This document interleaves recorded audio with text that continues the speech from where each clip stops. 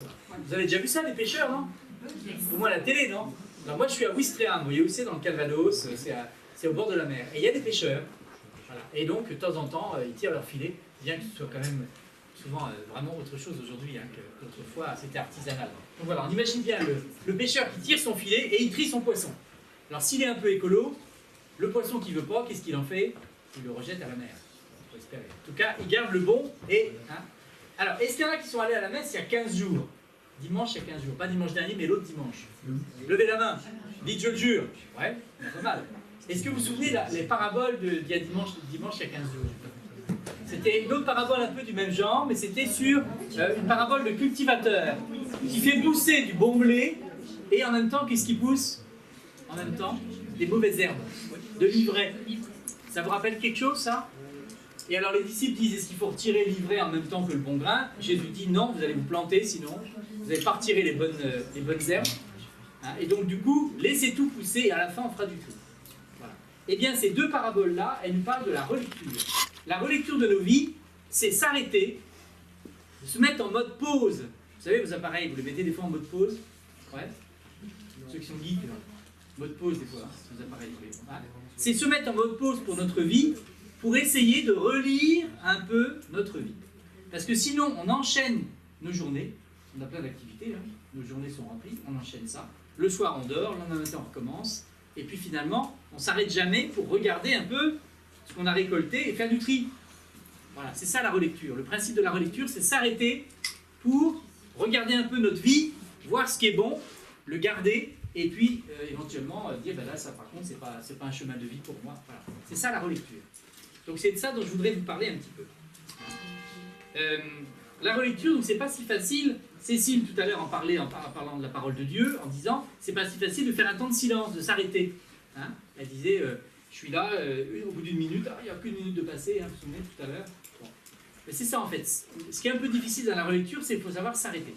S'arrêter, et si possible, de ne pas mettre notre musique à fond, de ne pas mettre notre casque, machin. Voilà. S'arrêter pour relire notre vie.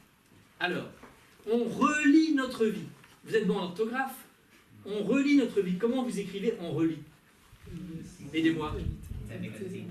Avec un T? Est-ce qu'il y en a d'autres qui ont un autre orthographe? Avec un E? Oui. Les deux orthographes sont possibles. On relit du mot relire pour relier nos vies. Voilà, c'est ça en fait, la relecture. On relit, hein, on fait une relecture pour relier nos vies. Voilà, c'est ça le but. C'est un peu, si vous voulez, comme des perles. Hein, nos vies, c'est des perles. Et quand on prend le temps de la relecture, on les relie en mettant un fil qui permet de faire un collier.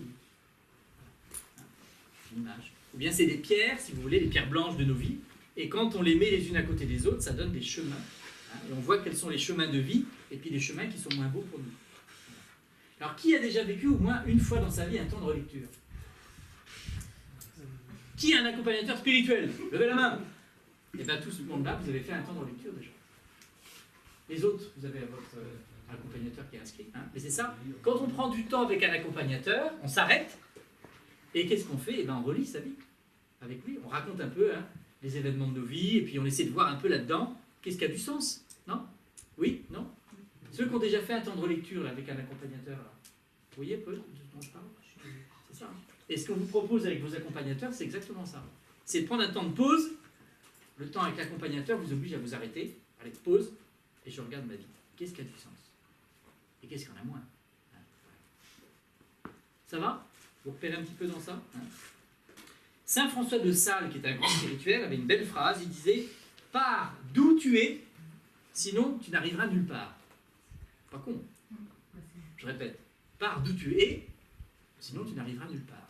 Et pour partir d'où tu es, ça veut dire qu'il faut que tu regardes où est-ce que tu en es. Et pour ça, c'est la relecture. Il faut partir de là où on en est. Alors, il y a deux sortes de relecture, on pourrait dire. Il y a la relecture qu'on peut faire une fois de temps en temps dans nos vies. Donc là, par exemple, pendant la session, pendant nos journées communautaires, on vous invite à un temps de relecture avec votre accompagnateur. Peut-être que vous le ferez aussi d'autres fois dans l'année. Hein. Une fois de temps en temps, on s'arrête pour faire une relecture un peu de notre vie. Et puis, il y a aussi une relecture beaucoup plus courte qu'on peut faire le soir. Le soir, avant de se coucher, avant de dormir, on peut dire, tiens, je m'arrête, pause là avant de dormir, qu'est-ce qui a été marquant dans ma journée? Alors on se remémore un peu depuis ce matin, qu'est-ce qu'on a vécu. Voilà. Et puis il y a peut-être des choses qui prennent du sens. Hein. On dit tiens, là c'est un moment fort, là puis au contraire, là par contre ça va être un moment loupé. Hein. Et Saint Ignace de Loyola, qui est un grand spirituel aussi, qui est un spécialiste de la relecture, nous propose pour le soir une relecture avec un outil extraordinaire, c'est la main. Ceux qui sont droitiers, levez la main droite. Ceux qui sont gauchers, levez la main gauche.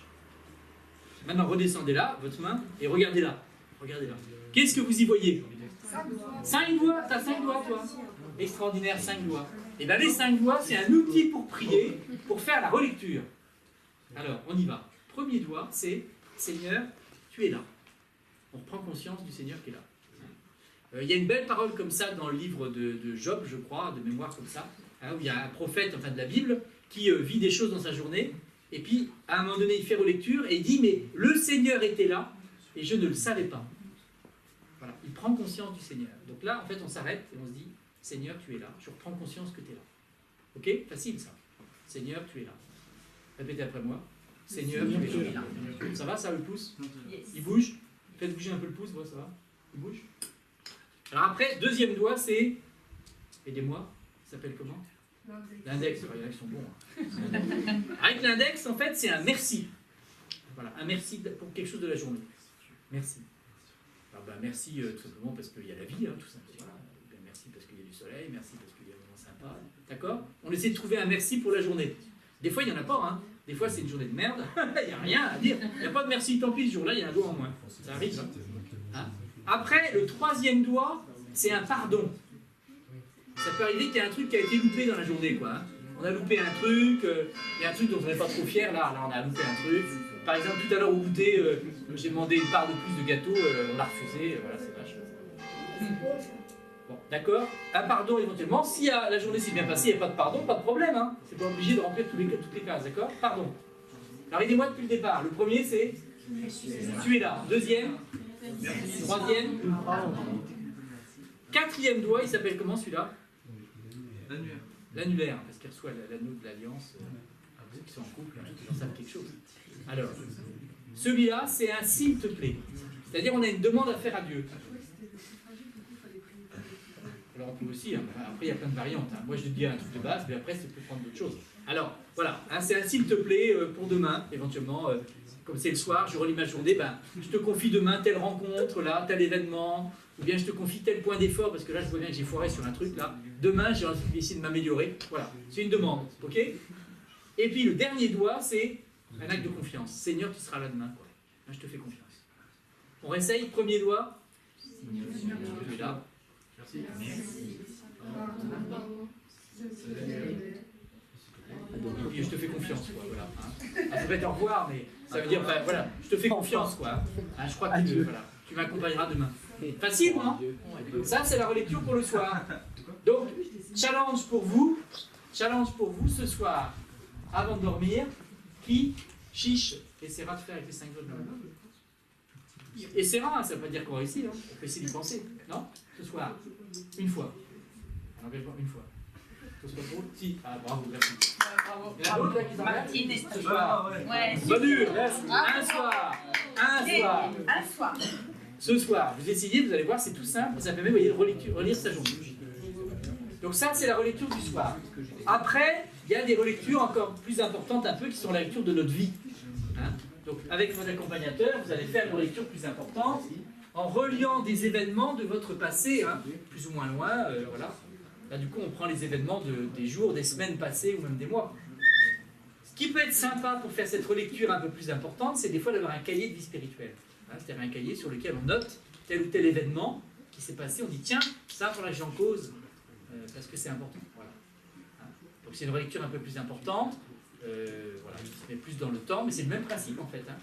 C'est s'arrêter en mode pause pour dire mais au fait où est-ce que je vais, quoi. Hein. Il y a une autre belle phrase de Sénèque que j'aime bien, qui dit il n'y a de vent favorable que pour celui qui sait où il va. Alors moi qui suis en bord de mer, ça me parle. Vous imaginez un voilier, hein, un dériveur. Si vous ne savez pas dans quelle direction vous n'allez pas savoir si le vent est bon ou pas bon. Il faut savoir dans quelle direction je vais, et après, effectivement, je vais voir si je dois être en vent de travers, ou bien, je ne sais pas quoi, en vent du, hein, voilà, ou près, etc. Voilà. Il n'y a de vent favorable que pour celui qui sait où il va. Et pour savoir où on va, eh ben, on prend un temps de relecture, ça permet de se dire, mais dans quoi je vais? Alors, vous le faites déjà, là, vous faites la relecture. Est-ce qu'il y en a qui sont, par exemple, en première ou terminale, là?